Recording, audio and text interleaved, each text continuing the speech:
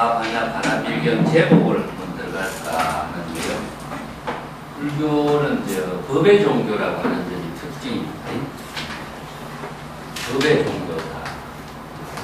근데 보통 이제 사람의 종교냐 법의 종교냐 이렇게 나누어 볼 수가 있는데, 불교는 법의 종교인데 이 법이 어떤 법이냐 하면 여기 진여법이라고 하는 겁니다. 근데 사람의 종교라고 하는 것은 사람이 모든 것을 이제 만든 것이 사람의 종교죠. 그래서 세계에서 법의 종교의 가르침으로 제시하고 있는 것은 불교밖에 없습니다. 나머지의 모든 종교나 고전이나 모든 책은 전부 다 사람이 만든 것이죠. 이 사막의 종교라고 하는 풍토에서 나오는 모든 종교도 사막의 종교에 살고 있는 사람들이 요청에 의해서 이제 신도 만들어내고 또 자신들의 율법도 만들어내고 이렇게 된 것이죠. 불교에서 이야기하고 있는 법이라고 하는 것은 만든 사람이 없어요. 자연의 모든 존재가 법칙성에 의해서 생명활동하고 있는 그 법을 제시하고 있기 때문에, 또 부처는 누구냐 하면은 그런 법을, 법칙성의 법을 깨달아서 많은 사람들에게 바른 법으로서 같은 깨달음의 지혜를 함께 살 수 있는 그 법문을 해준 사람이 부처라고 하는 사람이고, 불교는 누구의 주장에 의해서 만들어진 그 본문은 하나도 없습니다. 그게 이제 자연의 종교냐 사람의 종교냐 이렇게도 이야기할 수가 있거든요. 여기서 이야기하는 법이라고 하는 것은 이제 부득이 이름 붙인 것이 우리가 진여란 말을 써요. 진여란 말을 쓰는 것은 고정된 이름이 있는 것이 아니라 이건 우리들이 불성이라고 말을 쓰죠. 예, 불성이라고 하는데 부처가 될 수 있는 모든 본성을 다 갖고 있죠. 사람들도 이 본성을 가지고 있고, 이 본성이라고 하는 것이 모든 생명체가 있는 것은 다 본성을 가지고 있다라고 보는 게 있습니다. 이 본성이 나무는 나무대로, 식물은 식물대로, 또 동물은 동물대로, 또 수없이 많은 생명체가 각기 고정된 어떤 모양이라든가 아니면은 형태라든가 색깔이라든가 또 생명 활동하는 그 환경이라든가 이게 다 다르지만은 각기 본성의 생명 활동을 하는 것을 바로 법이라고 합니다. 그 생명 활동의 법을 어떻게 법이라고 하냐면은 외부의 힘을 받지 않고 생명 활동을 하고 있죠. 그래서 본성이라는 것은 자연과 같은 말을 써요. 자연이라고 하는 것 자체는 자체적으로 자가 발전적인 생명 활동을 하고 있는 거죠. 외부의 힘을 받아들이면은 자체적인 생명 활동이 죽어버려요. 모든 존재가 각기 자기 본성에 이거해서 생명 활동을 하고 있는 것을 법이라고 해요. 그 법이 불변의 법칙성을 갖고 있어요. 그래서 여기 이제 불교에서는 이제 진여법이라고 하는데, 그것을 진여라고 하는 말은 뭐라고 이름 붙일 수 없어. 참된 본래 그대로의 본성이 생명 활동을 하고 있는 모습이다. 그래서 이름을 그렇게 붙인 거예요. 그리고 고정된 진여라고 하는 것은 없어요. 방편의 언어로 이제 이름을 붙인 것인데, 우리 불성이라고 하는 말도, 본성이라고 하는 말도, 자연이라는 말도, 이게 인간 사회에서 모든 것이 언어라고 하는 것을 통해서 각자의 사상이나 사고를 대화를 통해서 의견을 나눌 수 있도록 만들어진 언어지, 이걸 고정된 것은 아니거든요. 그래서 불교에서는 전체 다 이 언어를 방편의 언어라고 해요. 이제 예를 들어서 문이라고 말을 쓰는데, 문이라고 하는 것은 사실은 언어와 문자화 시킨 거거든요. 그래서 문명이라고 하는 말을 쓴다면은 언어 문자로서 지혜로운 대화를 함께 나눔으로 해서 서로 의견을 나눌 수가 있게 됩니다. 문화라는 말도 마찬가지죠. 어느 문자에 의해서 많은 사람들과 함께 동화를 이룰 수 있고 함께 의견을 나눌 수 있는 것이 이제 문화다. 이제 현대의 모든 문화가 문명이라고 하는 것은 사실 언어를 통해서 이루어져 있습니다. 자연의 모든 이 생명 그 자체의 활동에서는 언어라고 하는 것이 개입되지 않아요. 그래서 분리문자라는 말을 쓰는데 생명 활동 그 자체는 언어로 문자로서 설명할 수는 없지만은 그 생명 활동하는 것을 우리가 객관적으로 이해하기 위해서는 부득이 언어 문자를 사용하고 있죠. 예. 그래서 언어 문자라고 하는 것이 인간의 모든 지혜로운 생활을 할 수 있도록 하고 나눌 수 있도록 하고 서로 교류를 할 수 있도록 하기 위해서 부득이 언어를 사용하고 있는데 우리가 생각하는 내용도 언어라고 내가 말씀드렸죠.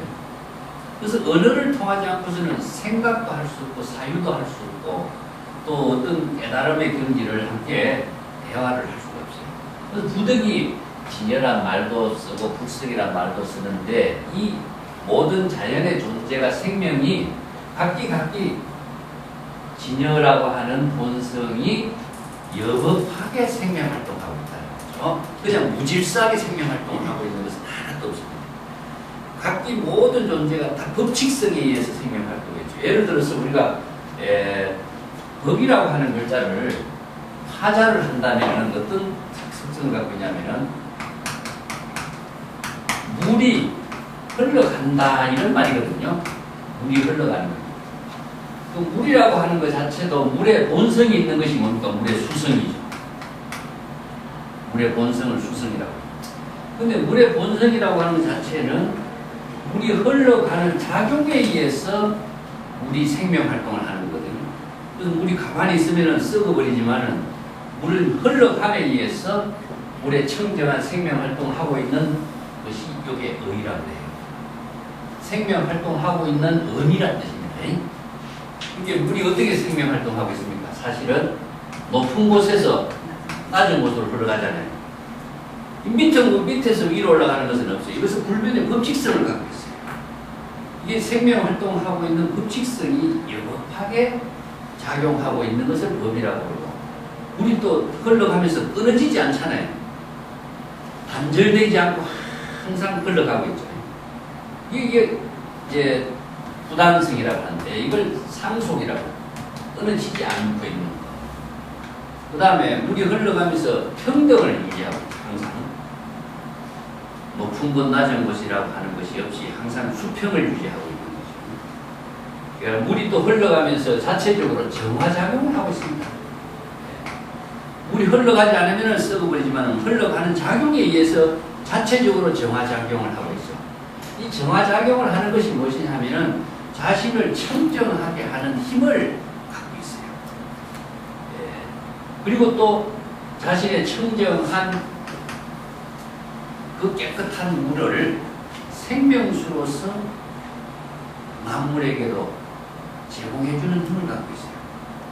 이게 청정한 힘을 가지고 자신도 청정하게 하지만은 만물에게도 청정한 힘을 대상을 두지 않아요. 누구는 주고 누구는 안 주고가 없어요. 만물에게 시절 인연에 닿는 대로 아무런 보상도 받지 않고 생명을 나누어주고 있죠. 이걸 불교에서는 상구볼이라고 하고 하와주색이라고. 자, 이것이 바로 모든 물의 본성이 법칙성에 의해서 생명활동하는 힘에 의해서 자신도 청정하게 하고 남에게도 청정한 힘을 나누어지는 요와 마찬가지로 우리들의 진여 본성도 법칙성에 의해서 생명활동하고 있는 뜻이 있어요. 자, 요걸 이제 좀 어려운 불교 철학의 용어인데 진여법이라고 합니다. 진여의 법이 어떠한 뜻으로 작용하고 있느냐 하면은 생명활동의 뜻으로 해서 진여법이 작용하고 있는 것을 채상용이라고 합니다. 채상용. 채는 무엇이냐면은 진여법신이라고 해요. 법신은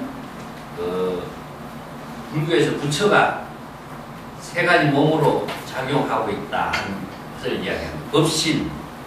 네, 이걸 법신이라고 합니다. 법신. 법의 몸이라 법으로서 이루어진 지혜작용의 몸을 법신이라고 하고 다음에 보신이라고 합니다. 보신이라고 하는 것은 원력을 세워서 자신이 부족하고 있는 지혜와 자비의 힘을 부족하고 있다. 이걸 보신이라고 합니다. 화신은 무엇이냐 하면은 시절 인연에 따라서 많은 사람들과 지혜를 나누는 역할을 하는 것을 화신이라고 하죠. 근데 이 세 가지 몸은 사실은 하나의 부처가 몸을 구족하고 있는 것을 세 가지로 나누는 것인데, 진여의 법이 지혜로 작용할 때 법신, 보신, 화신으로 이루어지는 역할을 하는 거죠. 그러니까 거기에서 이루어지는 지혜가 법에 의하여서 작용하는 지혜를 이루는 것이 바로 이제 법이고 진여법이라는 이야기입니다. 이걸 다른 말로 한다면 법신은 무엇이냐면요, 의사가 되기 위해서는 의학을 공부하는 것이죠. 그 의학을 공부해서 의사의 자격증을 따면 뭡니까? 의사가 됩니다. 그럼 의사가 환자들을 자기가 갖고 있는 모든 의학의 경험과 지식과 체험을 환자들에게 진단을 하고 처방을 하는 역할을 합니다. 똑같아요. 한 사람이 의사가 의학을 공부해서 의사가 되어서 의술을 베푸는 겁니다. 이게 바로 진여의 법을 깨달아서 법신이 되고 보신이 되고 화신이 되어서 시절 인연에 따라서 많은 사람들에게 불법의 바른 지혜를 여기서 이제 화신의 것은 무엇이냐면은, 우리가 부처님은 뭐와 같으냐면은 훌륭한 의사와 같다 이런 말 하죠. 훌륭한 의사가 되어서 중생의 모든 병을 치료한다. 그래서 유마가 자신이 몸이 아픈 것은 중생의 병이 있기 때문에 그 자신의 중생과 병을 같이 하는 보살도의 정신으로서 이제 내가 유마가 병이 들었다, 그런 표현을 하죠. 그 중생의 병이 있기 때문에 내 병이 있고, 중생의 병이 있기 때문에 나도 아파한다 하는 것이 이제 동사섭이라고 하는 보살 정신인데, 의사가 됐다라고 하는 말은 환자가 오면 병을 진단하고 처방하고 치료하고 그 병에 재발하지 않도록 하는 치료를 해주는 사람이기 때문에 이걸 의사라고 하는데, 여기에서는 중생의 병은 무엇이냐? 이게 마음의 병이라고 해요. 그래서 마음의 병을 치료하는 사람입니다. 그 부다와 동시에 이제 의사가 지바카라고 하는 유명한 명의가 있었는데, 그 지바카라는 명의가 당신은 중생의 많은 육체의 병을 고치는 의사라고 한다면 나는 중생의 마음의 병을 고치는 의사다. 그래서 이제 의사에다 비유하는 것은 자신이 진여의 지혜만이 중생의 병을 진단할 수가 있어요. 진여의 지혜를 갖추지 않고서는 의사의 중생의 병을 진단할 수 있는 역할을 하지 못한다는 그런 의미죠. 그래서 불교에서는 이 법의 종교가 자연의 모든 존재가 여법하게 생명활동하고 있는 본성으로 작용하는 법을 제불보살이 바르게 제시해주고 있는 종교이지 누구 주장에 의한 종교는 아닙니다. 그래서 이 법을 공부하지 않고서는요, 불법을 공부하지 않고서는 불법에 대한 바른 지혜를 내가 체득할 수가 없다. 그래서 부다가 출현해서 법을 제시해주고 있는 것이 부다의 일대사인연이라고 합니다. 자, 여기에서 진여의 법이 작용하게 하기 위해서는 그걸 어떻게 해야 되는가 하는 거, 불교의 이제 수행체계라든가 이제 구체적인 실천 방법론이 마하바냐 바라밀이라고. 우리가 반야신경의 제 제목이 마하바냐 바라밀경 신경이죠. 그래서 마라고 하는 것은 위대하다, 훌륭하다 그런 뜻이에요. 아주 크다라는 뜻인데, 크다라는 것이 작고 크고 하는 크다의 비교가 아니고 위대한 마하바냐라는 것은 프라주냐라는 말을 쓰는데 참 어려운 용어거든요. 즉 바냐의 지혜를 이루기 위해서는 이 공이라고 하는 대성불교의 공의 사상과 공의 실천을 좀 이해를 해야 됩니다. 프라주냐라고 하는 말이 불교에서는 전부 다 산스크리트어로 넣기 때문에 정확하게 방편의 언어로 이루어져 있어요. 그래서 불교의 모든 언어는 다른 종교의 언어에서는 방편의 언어라고 하는 게 없습니다. 그래서 방편의 언어라고 하는 말은 방편을 수행함으로 돼서 진실의 깨달음을 이루게 하는 힘을 갖고 있어요. 이걸 우빠야라고 하는데, 방편이란 말을 사용하는 말은 불교 경전에만 있습니다. 다른 데는 방편이란 말이 없어요. 그 왜 그러냐면은 다른 모든 종교에는 방편을 통해서 수행하는 그런 체제가 아니고 이제 사람이 만든 종교거나 신의 말씀이라고 하거나 어떤 작가의 주장에 의해 가지고 거기에 다른 여러 가지의 목적 지향적인 사고를 두고 있습니다. 불교에서는 목적 지향의 사고가 없어요. 목적 지향의 사고가 있으면은 이것은 중생심에서 벗어나기 때문에 그렇습니다. 그래서 보라라고 하는 말은 완전하게 본래로 이런 뜻입니다. 그래서 이제 진여 그 전체가 우리들의 진여 본성 전체가 자연스럽게 완전하게 인식하고 있는 작용 이런 뜻이에요. 이게 부분적으로 인식하는 것이 아니라 진여 본성이 온전하게 오로지 하나가 되어서 전체적으로 이런 말이기 때문에 이걸 불교에서는 삼매란 말이죠. 그래서 우리가 삼매할 적에 온몸이 하나가 되어서 어떤 사물과 자기와의 무아지경이 되는 것이 삼매죠. 그래서 독서 삼매하면 어떻습니까? 책을 보는데 내가 책을 본다는 의식 자체도 없이 책에 있는 내용과 자기와 혼연 하나가 된 경우. 유의 삼매하면 어떻습니까? 놀이의 삼매죠. 놀이를 목적으로 놀이하는 것이 아니라 놀이 그 자체와 자기와 하나된 경지에서 놀이가 자기 생활이 되고 삶이 되고 모든 지혜로운 작용이 되도록 하는 거예요. 완전히 일체가 되는 것을 삼매라고 하는데 이것은 진여 본성이 많은 사물을 인식하는 완전한 지혜를 이룰 때 브라주냐가 이루어지는 것을 반야의 지혜라고 합니다. 그래서 진여의 지혜가 완전하게 작용하게 하기 위해서는 어떻게 해야 되는가 이걸 지금 법의 체계로 제가 설명하기 위해서 적어놨는데 우리가 선정이라는 말 많이 들어봤죠? 선정과 지혜. 선정과 지혜는 구체적으로 어떻게 이루어지느냐. 반야의 지혜를 통해서만이 선정이 이루어져요. 반야의 지혜를 통해서만이 지혜가 작용합니다.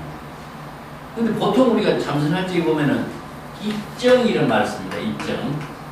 선정에 들다 이런 말로서 이제 사찰에서 하면은 죽비를 치고 입정합니다 이렇게 하죠. 여기서 선정에 든다라고 하는 것은 어떤 것이냐 하면은 표현은 선정에 든다 하지만은 들어가고 나가고 하는 주체가 누구냐? 누가 들어가고 선정이라고 하는 것이 어디인데 선정에 들어가고 나오고 하느냐? 또 다른 말을 해볼게요. 이 불이 건물이란 말 있습니다. 유마경의 유명한 말인데 불의의 경지에 들어간다 이런 말 쓰는데 불의의 경지가 어떤 곳인데 불의의 경지에 들어가느냐. 불의의 경지라고 하는 것은 진여를 불의의 경지. 왜냐하면은 여기 보십시오. 선과 악은 둘이죠. 범부와 성인도 둘입니다. 자타나 부모나 노모나 처나 이러한 인식을 하고 있는 것은 내가 두 가지로 차별적인 생각으로 모든 사물을 인식해요. 근데 이렇게 인식을 하면 이건 중생이 되는 겁니다. 중생이 숲이 돼요.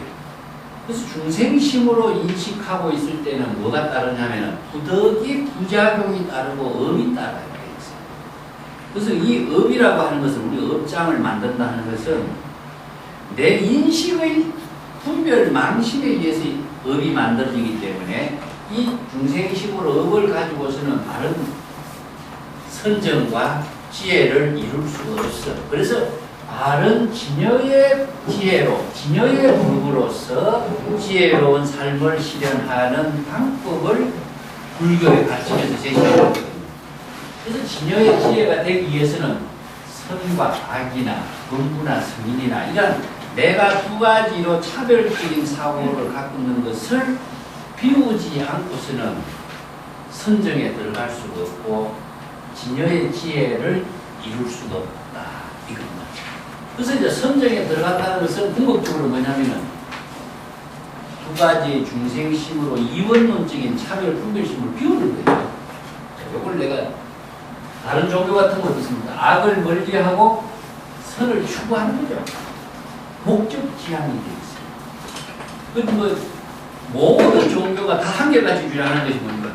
선을 추구하고 악을 멀리한다. 이것이 바로 윤리 도덕의 가장 기본의 명제가 되어 있는 되는데 불교는 그렇지 않아요. 선과 악을 한꺼번에 다 없애라고 해요. 한쪽을 추구하면 취사선택이 떨어져요. 그래서 신신명에서 취사선택하는 마음은 또 다른 대상 경계의 목적을 추구하고 또 그것이 집착의 대상이 되고 거기에 따른 애착의 망념에 있어 또 다른 업을 만들어가요. 그렇기 때문에 영원히 업을 벗어나고 업장을 만들어 벗어날 수 있는 길은 불가능하죠. 그래서 이 지혜는 선과 악을 한꺼번에 다 떨쳐버리도록 하는 지혜가 불교에서는 공의 철학이다. 공의 사상을 모르면은 진여의 지혜를 여법하게 작용하게 하는 힘을 만들어낼 수가 없다. 그래서 이제 불교 공부는 철학 사상 체계 위에 이루어진 실천 사상, 실천 종교예요. 이걸 모르면은 방향과 방법을 실천을 못하기 때문에. 그래서 선악을 도막 사량하라 이런 말을 육조 해능인장이 근문을 해서 선과 악을 한꺼번에 사량하지 마라 하는 말인데 사량하지 말라, 생각하지 말라 하면은 어떻게 생각하지 않아야 될 것인가? 굉장히 막연하죠. 번뇌망념을 없애라고 참선한다고 앉아서 없애라고 하면은 없애려고 하면 번뇌망념은 더 많이 일어나요. 그렇기 때문에 이 진여의 법이 지혜로 작용하는 방법을 정확하게 알지 못하면 참선 수행은 안 되게 됐습니다. 그래서 이 방법을 반야의 지혜를 우리가 어떻게 체득해야 될 것인가 이거부터 공부를 하고 넘어가야 반야신경의 제목이 이해가 돼요. 내가 그 다른 예를 들겠어요. 이 이야기 내가 가끔 하는데 한번 생각을 같이 해봅시다. 노모하고 저하고 나하고 같이 셋이 길을 간다고 할 때 노모하고 처가 둘이 동시에 가다가 두 사람이 큰 급류에 덩 빠져서 떠내려가는데 당신은 누구부터 던지겠느냐 이렇게 제의하면 누구부터 던질까? 여러분 한번 생각해보세요. 네? 네. 보통 사람은 어떻습니까? 노모를 보여야 되겠다 생각하죠? 왜 노모를 보여야겠다고 생각할까요? 우리 의식 속에, 잠재의식 속에 뭐가 있느냐 하면은 부모를 잘 공양하고 노모를 잘 받들고 하는 윤리적인 가치관이 우리 의식의 잠재의식 속에 들어있어요. 자신도 모르게 그 잠재의식에 작용하는 그 힘이 노모부터 구해야지 이 생각보다. 그러면 노모를 나이가 노모부터 구해야지 생각하고 노모를 구했다. 그런데 반대로 마누라를 못 구했다 하면 어찌 될까요? 한 사람은 구했는데 한 사람은 못 구했죠. 이 치사 선택이 순간 찰나의 치사 선택이 어떤 부작용을 업을 만들어내느냐 하면은 노모는 구해서 효자가 되었지만 마누라를 구하지 못한 죄의식은 남죠. 이 죄의식은 평생 가게 되어 있습니다. 순간 찰나의 자기의 분별적인 인식과 판단이 이런 부작용과 연결되어 있다 이겁니다. 반대로 천을 구하고 노모를 못 구했다도 마찬가지입니다. 그래서 이 어느 한쪽의 분별심을 가지고 치사 선택의 망념이 작용하면은 그 자기 중심의 판단이거든요. 자, 이것을 자기 중심의 자기 중심의 모든 사고와 판단, 즉 인간 중심이라는 것입니다. 인간이 자기 중심으로 판단하고 행동을 하는 것은 반드시 부작용이 따르고 돼 있어요. 그게 업이라고 해요. 그래서 그 업이라고 하는 것은 거기에 또 다른 고통과 과보를 초래하게 하는 인연과 연결되어 있는 힘을 갖고 있습니다. 그래서 업을 끊지 않고서는 그 고통과 연결되는 업장의 인과관계를 자신이 다 수용하지 않을 수가 없어요. 그래서 이것이 바로 생사윤회라고 합니다. 생사윤회하고 생사의 고통을 초래하는 업장을 끊도록 하는 방법을 불교에서는 법의 종교라고 제시한 거예요. 자, 이것은 누구에 의해서 누구를 위해서 이건 아무런 의미가 없어요. 각자 자신의 생명 활동 그 자체를 스스로 만드는 힘으로 하는 방법을 알고 있어요. 그렇기 때문에 불교는 누구에게 강요라는 것도 없고 목적도 없고 누구에게 이것을 반드시 해야 된다는 의무도 없어요. 본인이 그 원력을 세우지 않고서는 이 일을 해결할 수가 없는 일이기 때문에 그래서 이제 이러한 국어의 문제를 노모와 철을 한꺼번에 모두 다 벗어나는 길은 뭐냐? 부모 미생 이전에 본래 면목이란 말 들어봤죠? 이 말도 마찬가지입니다. 자기 중심으로 아버지가 어머니라고 하는 의식과 판단이 있는 것이지, 자기 중심이 없으면은 자기 중심으로 노모와 처도 없고 부모도 없고 나와 남도 없어요. 또 선과 악이라고 하는 판단 기준이 없어요. 그래서 이게 자기 중심의 사고를 비우는 것이 뭐냐? 불교에서 무아라. 불교의 무아 사상이에요. 그래서 무아의 경지에서, 무심의 경지에서 바로 지혜로운 생활을 하도록 해라. 이런 말이 여기에서 나옵니다. 그래서 자아 중심에서 판단되는 모든 것은 업을 수반하게 된다. 그래서 이제 선과 악을 모두 한꺼번에 떨치는 방법은 어느 한쪽을, 두 개를, 하나를 함께 떨치는 방법은요, 이건 방향과 방법을 알아야 돼요. 자, 그것은 본래로 되돌아가는 길만은 없습니다. 그래서 이걸 전체를 나는 숲이라고 해요. 숲이.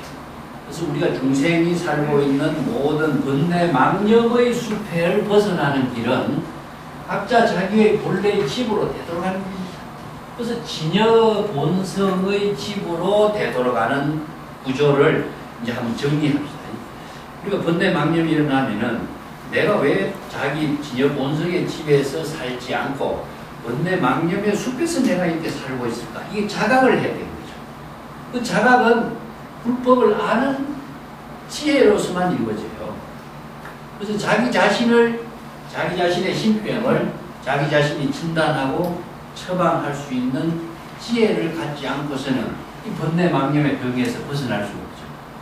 그래서 이제 공이라고 하는 말의 의미는 무엇이냐 하면은 원래로 되돌아가는 것인데 번뇌 망념을 한꺼번에 비우라, 이런 말로서 공이란 말씀인데, 비운다라고 하는 것은 대상을 비우려고 하면 비워지지 않아요. 그래서 비우는 구체적인 내용은 자각이라고 하는 것으로서 이루어집니다. 요게 이제 자각이라는 것인데, 어떤 자각이냐면 우리가 깨달음 이야기 많이 들었죠.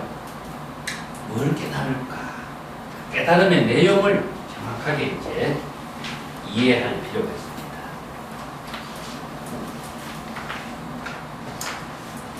요망적진이란 말을 씁니다. 능경에 이 말을 씁니다. 이 말도 상당히 어려운 말입니다. 번뇌 망념을 일어난 것을 자각하면은 곧 바로 깨달음을 이룬다, 이런 말입니다. 그러면 깨달음의 내용이라는 것은 각자 자기의 마음속에 내가 노무를 구할까, 철을 구할까, 이 생각이 벌써 자기 중심으로 생각하는 거니까 이건 망념입니다. 내가 이 일을 해야 될까 말아야 될까 이렇게 미혹한 상태에서 자꾸 있으면 망념이 되죠. 남을 시기하고 질투하는 생각, 이것이 전부 다 망념이에요. 그래서 자기 중심으로 나와 남을 구분하는 것은 불교의 입장에서 본다면은 전부 다 망념이에요. 근데 망념이 일어나지 않을 수가 없어요. 일어나지 않게 할 수는 없어요. 그렇기 때문에 일어나지 않게 할 수 없기 때문에 이 망념의 병을 치료하는 방법부터 배워야 됩니다. 우선 일어나지 않게는 할 수가 없으니까 일어난 망념을 빨리 망념을 내가 일으켜서 괜히 업을 짓는구나, 이런 판단을 하고, 그래서 망념이 일어나는 그 사실을 본인이 자각하고 알 때 망념에서 벗어날 수 있는 지혜를 자신이 만들어가야 되겠죠. 그래서 망념에서 벗어나는 길은 뭡니까? 자각하는 길 말고는 없습니다. 그래서 요는 무엇이냐? 자각하는 길. 그래서 깨달음 하지만 깨달음은 무엇이냐 하면은 자신의 망념 속에 일어나는 망념을 자각하는 것을 깨달아요. 사후성을 해서 우리 봅시다. 번뇌, 무진, 서원단. 한문으로 쓰면 좀 어렵기 때문에 한글로 씁니다. 중생무변 서원도 있죠. 중생무변 서원도. 그래서 중생이 무궁무진하게 많은데 서원코, 맹세코, 제도한다, 이런 말인데 중생은 어디 있습니까? 그러면 우리가 사홍성을 할 적에 매일 사홍성을 하지만 중생이 어디 있는가 모르면 어떤 중생을 어떻게 제대로 해야 될까 모르겠죠. 우리들 마음속에 있는 번뇌 망념이 중생입니다. 자, 우리들 마음속에 일어나는 번뇌가 바로 중생이에요. 다른 중생을 우리는 제도할 수가 없어요. 각자 자신의 마음속에 일어나는 번뇌 망념의 중생을 자기 자신이 얻는 수밖에 없고 제도하는 수밖에 없어요. 그것은 얻을 수 있는 방법과 제도할 수 있는 방법은 반야의 지혜가 아니고는 얻지도 못하고 제도하는 거예요. 근데 중생심으로 그러면 중생심을 제도하느냐, 이건 불가능해요. 그래서 이제 일체의 모든 중생의 많은 병을 치료할 수 있는 유일한 가르침은 불교에서 제시하는 이 법문밖에 없어요. 그래서 일체 중생을 구제할 수 있는 법문은 불법의 방편법문 말고는 없어요. 그 왜 그럼 세계의 많은 종교에서 이 일체 중생을 구제할 수 있는 법문을 왜 없느냐? 그것은요, 자기 중심으로 이루어졌어요. 이게 사람 중심으로 이루어진 종교에서는요, 전부 다 이원론적인 가치관이 있어요. 아까 이야기했지만 악을 멀리하고 선을 추구하고 있는 종교 가치관이에요. 그 악과 선과 악이라고 하는 가치 기준을 누가 만듭니까? 자기 중심이잖아요. 내가 중심이 되어서 선과 악의 가치 기준이 나눠요. 그렇기 때문에 선과 악의 윤리 도덕의 가치 기준은 평균적인 가치 기준은 없어요. 전 자기 중심이니까. 그래서 윤리 도덕의 가치 기준이 미국이라든가 한국이라든가 이게 세계 각국의 문화가 다른 사람들에게 그 가치 기준을 설정할 수 없는 겁니다. 왜냐하면 풍습에 따라서 다르고 예의 범절에 따라 다르고 문화에 따라 다르기 때문에. 그래서 이거만큼 애매모호한 것이 없죠.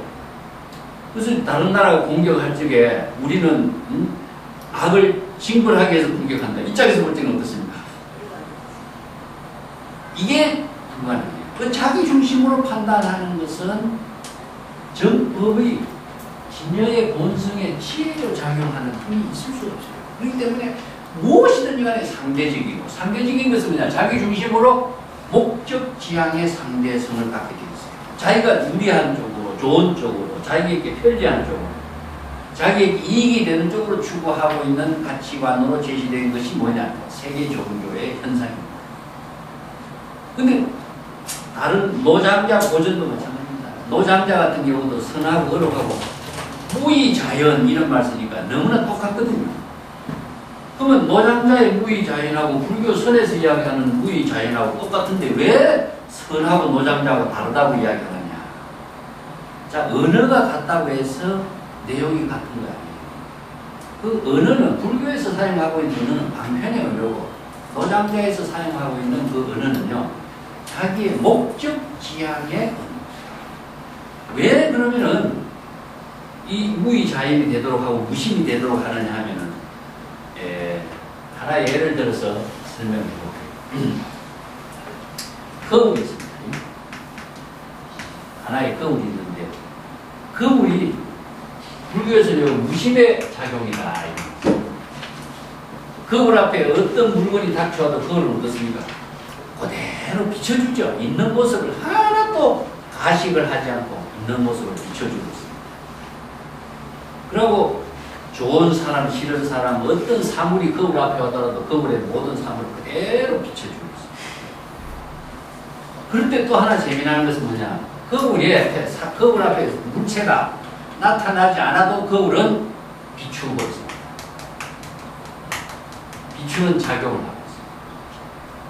근데 거울은 그래서 무심하다. 그래서 거울과 같은 무심의 경지가 되어야 번뇌 망념도 없고 마음도 편안하고 남에게 상처도 안 받는다.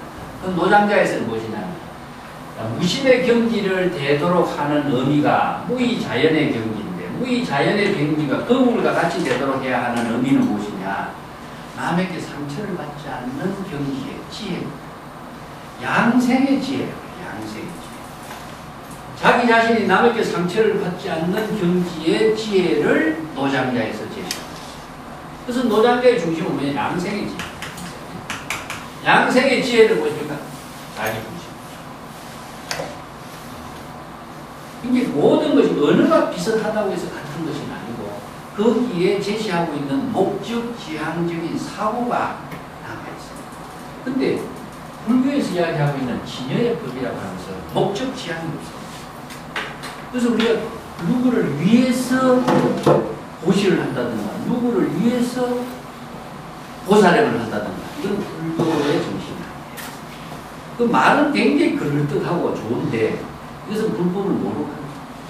누구를 이해한다라고 하는 것은 자기 중심이 되고 또 자기의 존재를 누구에게 제시하기 위해서 하는 목적 지향이 사고가 있습니다. 아까 내가 물이 흘러가면서 어떻습니까? 대상을 두지 않고 자신의 청정한 생명수를 만물에게 나누어주는 그 역할이 있죠. 대상을 둔다라고 하는 것은 벌써 자아의식에 빠지는 거예요. 그게 정법이 안 되죠. 진여 본성의 지혜가 작용하는 힘이 안 돼요. 그건 반야의 지혜라고 하지 않습니다. 내가 책에다 써놨지만은, 자, 우리가 인욕행에 대해서 내가 인욕에 대해서 내가 반야신경 앞에도 써놨는데, 남이 나에게 욕설을 해주게 우리가 그걸 참는 것이죠. 그걸 보통 인욕인데, 인욕에 두 가지가 있어요. 하나는 중생이 참아야 하는 인욕이 있고, 또 지혜로 작용하는 인욕이 있어요. 이걸 이제 무생법인이라고 하는데, 어려운 용어입니다만, 무생법인이라고 합니다. 중생의 인욕이라고 하는 것은 남이 나를 욕하면요, 내가 힘이 약해서도 참아야 되고, 억지로도 참아야 되고, 또 인욕의 실천을 위해서도 참아야 되고, 우리가 참는 겁니다. 그렇게 참다 보면은 자기 중심의 사고에서 인욕행을 실천한다는 것은 자기라고 하는 것이 아닌가, 완전히 끝이지 않았어요. 근데 언젠가는 뭡니까? 인욕을 하지만은 반드시 내가 언젠가는 안갚음을 한다든가, 언젠가는 이 또 빚을 갚는다든가, 이런 사고가 안에서 작용하고 있죠. 이것은 억지로 참는 인욕이에요. 많은 사람들이 세상을 살아가는 우리가 사바세계는 인욕행을 하지 않고서는 살 수 없는 세계라고 해서 불교에서 이걸 인토라고 해요. 참고 살아야 하는 세계라는 뜻이에요. 참지 않고서는 이 사바세계에 우리가 함께 살아갈 수 없어요. 그래서 참고 살아야 되는데, 그 인욕이 억지로 참는다 한 적에는 무엇이냐? 업이 남아있는 거죠.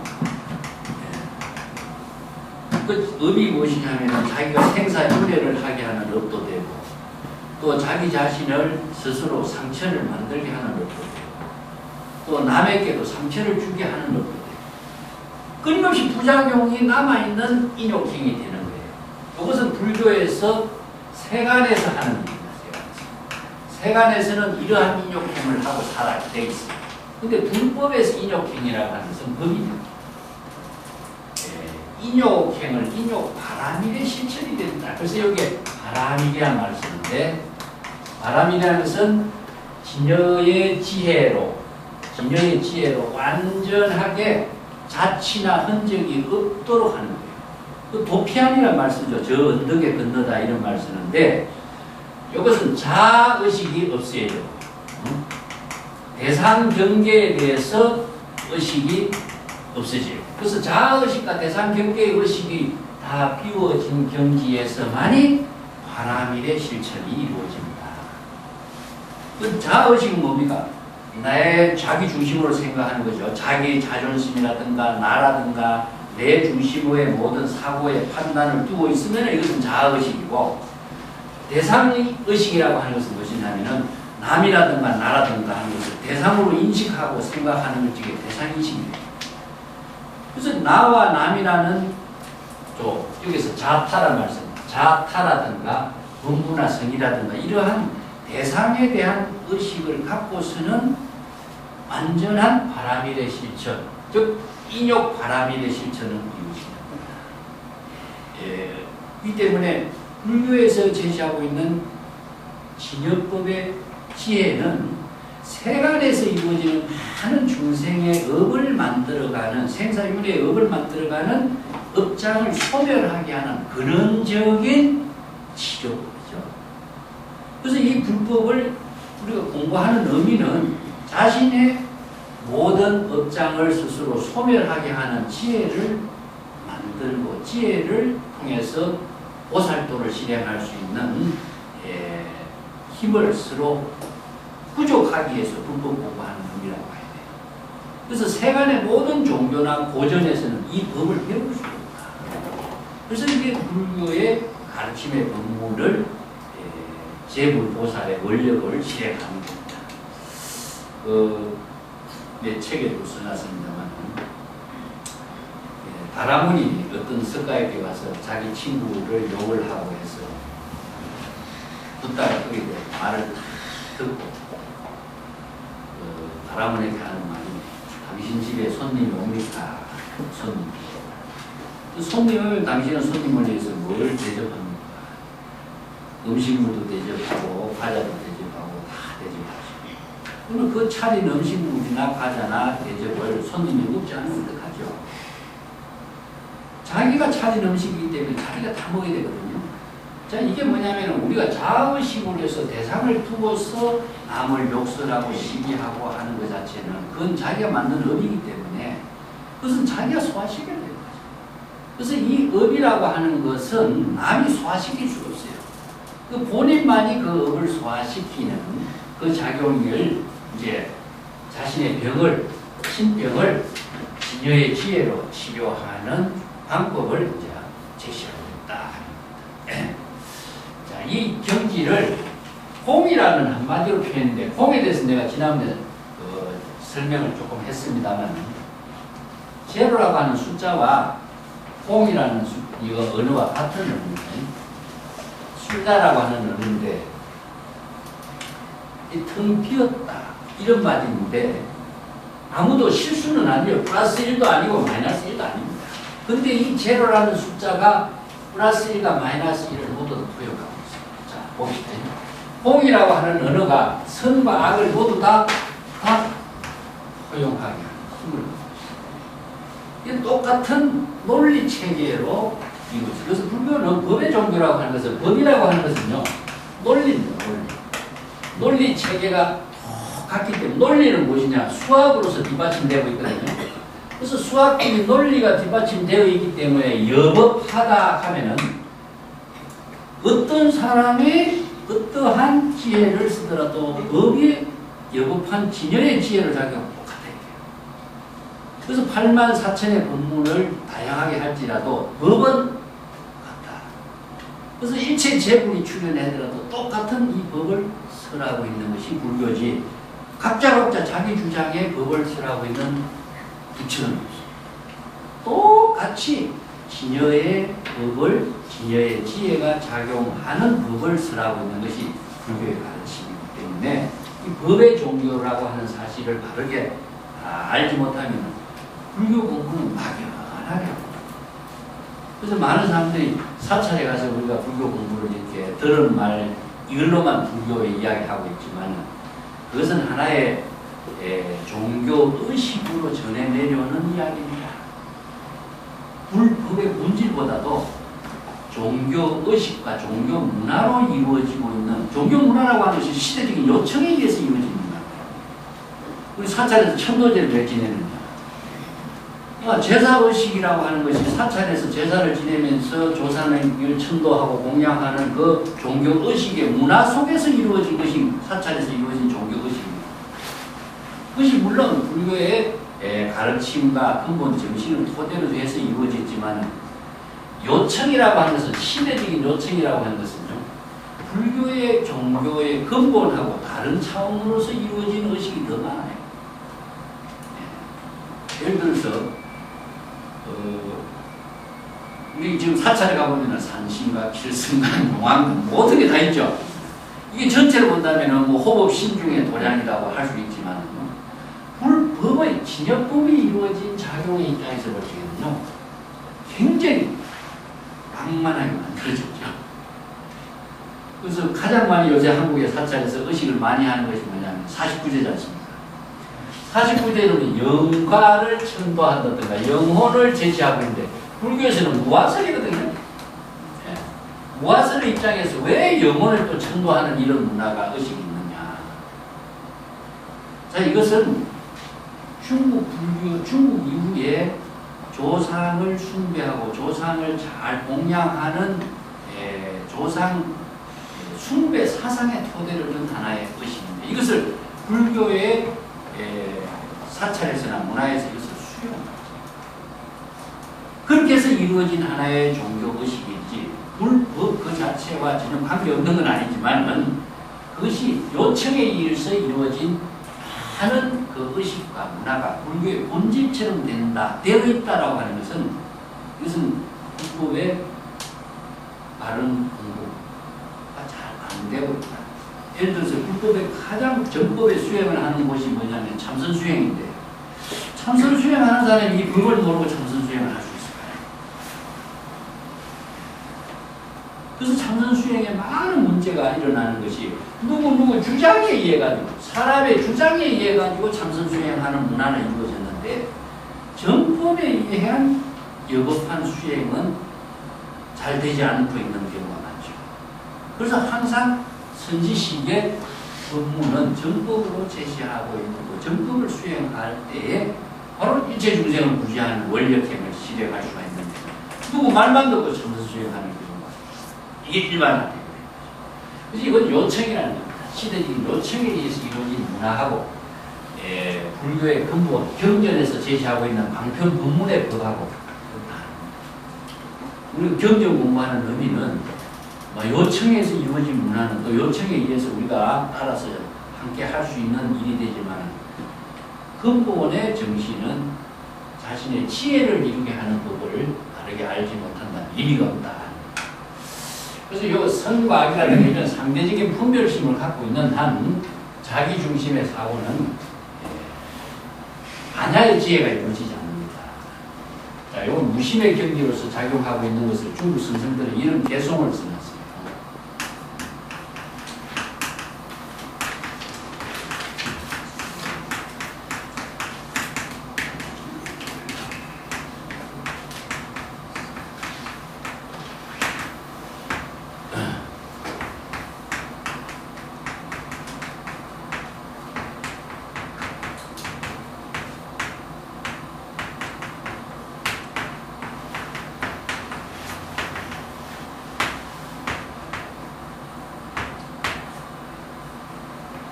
한문이라 어렵죠.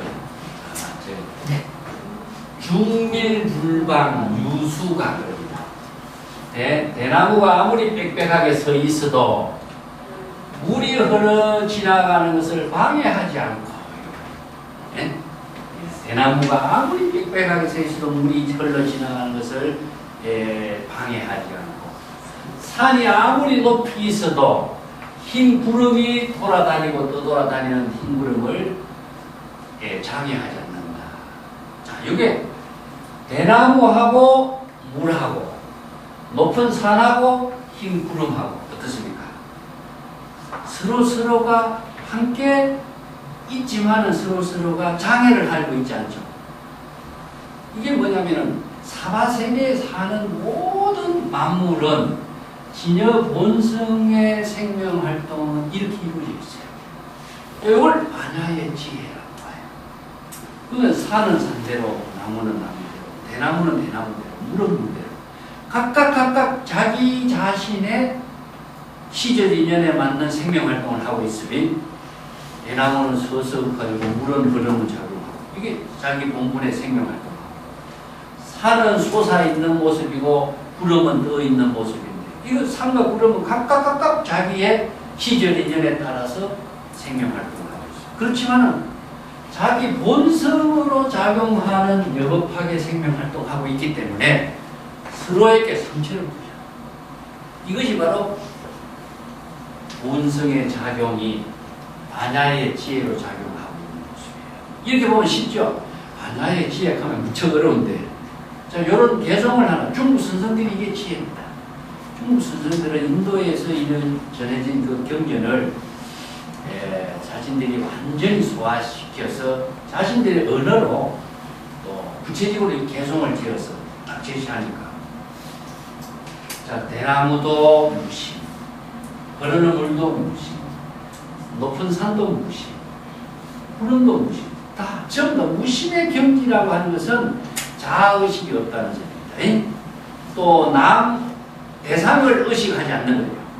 아까 그랬죠. 이게 만약 하나님의 실천이라는 것은 자아의식이 없는 건 무아사상하고 의식의 대상 경계를 의식하지 않기 때문에 서로서로 각자 자신의 진여 본성의 자연 거기로서 생명활동하고 있을 뿐이에요. 그래서 자연 그 자체는 외부의 힘을 받아들이지 않고 자체적으로 여법하게 생명활동하는 모습이기 때문에 그것이 바로 다른 말을 한다면 반야의 지혜다. 그래서 반야의 지혜는 무심의 경지에서 이루어진다. 중국 사람들 이렇게 이제 표현해요. 무심이라고 하는 것은 두 가지. 아까 자아의식이 없는 거, 자존심이라든가 나라든가 자기 중심의 모든 사고를 갖지 않아요. 두 번째는 의식의 대상을 의식하지 않는 것. 의식의 대상이라고 하는 것을 갖고 있으면은요, 그 의식의 대상 경계에 끄달려가지고 내 자아의식의 모든 망념의 작용이 자연스럽게 일어나요. 그 요 두 가지를 비우는 것을 뭐냐? 공이라고 합니다. 네? 요 두 가지를 비우는 겁니다. 그래서 공의 실천이라는 것은 뭔가? 아까 얘기했지만 부모라든가 선과 악이라든가 이거 뭡니까? 자기 중심이죠. 자기 중심으로 선과 악을 판단하고 구분하는 것이고 부모를 나누는 것이고 그 자아의식이 없으면 뭡니까? 부모나 선과 악이라고 하는 의식의 대상 경계가 자연스럽게 비워져요. 이걸 이제 대성불교에서는 아공, 법공 이런 걸 씁니다. 자아의식을 텅 비우고 의식의 대상 경계를 비울 때에 그렇다고 해서 자기가 없어지는 것은 아니죠. 중생의 망심만 없어지고 진여 본성의 생명활동은 여법하게 작용하게 됩니다. 그래서 이렇게 이 법으로 작용하고 여법하게 작용하는 지혜의 법문을 제시하는 것이 불교에서는 방편법문입니다. 그래서 방편이라는 말은요, 진실을 깨닫게 하는 하나의 수단이란 말은 아닙니다. 방편을 수행함과 동시에 바로 진실된 깨달음의 작용이 이루어지게 하는 힘을 갖고 있어요. 그 경전의 모든 그 말씀은 방편 법문으로 이루어집니다. 이건 공사상을 이해하기에 공사상이 참 어려운 말이기 때문에 아까 수학으로 이야기했거든요. 이 제로라고 하는 이 숫자가 갖고 있는 마력입니다. 마력. 제로는 아무것도 없어요. 우리 진여 본성이 제로와 같은 겁니다. 진여 본성이라는 것은 자아의식도 없고 의식의 대상 경계가 비워진 상태, 제로의 상태. 그러니까 제로가 갖고 있는 힘은 무엇이냐? 플러스 1과 마이너스 1의 모든 숫자를 제로가 다 안고 있는 거죠. 그 제로라고 하는 하나의 기호가 아주 단순한 기호지만 이 숫자를 마음대로 응용하고 활용하고 모든 숫자로서 모든 계산을 다 할 수 있는 힘이 제로가 다 하고 있는 거죠. 근데 지난 시간에도 내가 한번 이야기했습니다만 오늘날 우리 디지털이란 말 하잖아요. 이 디지스라는 것은 손가락 아닙니까? 그러면 손가락으로 하는 것이 그냥 숫자를 세는 기본이거든요. 그래서 디지털 하면 손가락으로 숫자를 세는 것처럼 숫자로서 모든 정보를 처리하는 이런 이제 디지털 문화가 이제 이루어졌다. 근데 이 디지털 문화를 이루게 하는 모든 힘은 제로 이 하나의 기호에서부터 그걸 가능하게 한 거다. 예를 들어서 1에서부터 9라고 하는 이 숫자가 아라비아 숫자라고 하지만 실질적으로 인도의 산스크리트에서 나온 언어입니다. 그 인도 사람들이 수학에 아주 밝았죠. 그래서 1에서 9라고 하는 9까지 하는 이 기호가 만들어졌는데 산스크리트는 그 인도와 교역을 했던 사람들이 아라비아 사람들하고 이거 인도에서 숫자를 배워가지고 유럽에 가서 사용하다가 보니까 유럽 사람들이 볼 적에 아라비아 사람들이 숫자를 참 편리하게 사용하고 있구나. 그래서 아라비아 숫자란 말이 이제 일반화됐지만 원래 인도에서 만들어진 숫자 기호입니다. 근데 이 제로라는 숫자는 대승불교가 만들어지는 그 시대 1세기 전 그때 숫자가 제로라는 개념은 있었지만 기호로서 표시된 것은 대승불교의 순야라고 하는 사상체계와 같은 시기입니다. 우리 금강경이라고 하는 책에 보면은 금강경도 공사상을 토대로 해서 반야의 지혜를 이루는 부분을 하고 있는데 금강경에는요 순야라고 하는 요 산스크리트 언어가 없습니다. 그런데도 공사상을 토대로 한 부분을 펼쳐요. 그 참 특이한 경전입니다. 반야경전 가운데서. 그래서 금강경 이후의 반야경전에서는 순야라고 하는 이 산스크리트 언어를 제로라고 하는 똑같은 언어를 가지고 불법을 펼쳐요. 그게 제로라고 하는 기호가 만들어지기 전에도 공사상이라는 것은 없었던 건 아니에요. 있었습니다.